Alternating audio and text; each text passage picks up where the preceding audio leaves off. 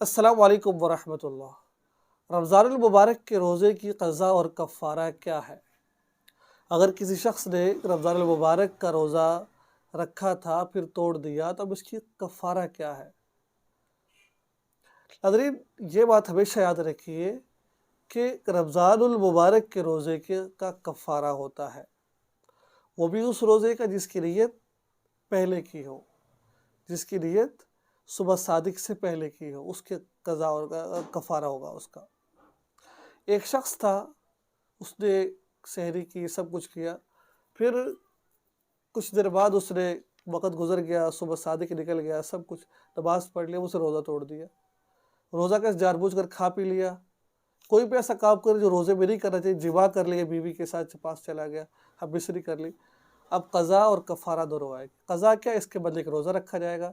کفارہ کیا ہے؟ ذرا آپ نے یہ بات سمجھنی ہے۔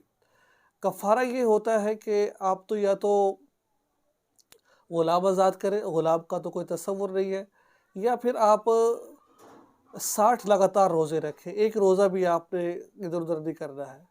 ایک روزہ بھی چھوڑ دیا تو پھر دوبارہ نئے سرے سے روزہ رکھنا پڑے گا، یہ آپ کے لیے بڑا مشکل ہے، ہو سکتا ہے مشکل یہ۔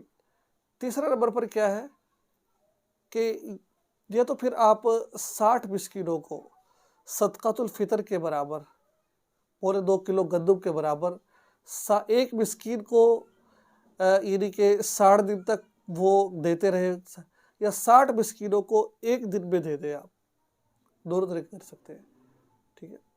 یا پھر ایک مسکین کو 60 دن تک دے دیں، 60 مسکینوں کو سر ایک دن میں دے دیں، یہ کر سکتے ہیں۔ یا پھر ان کو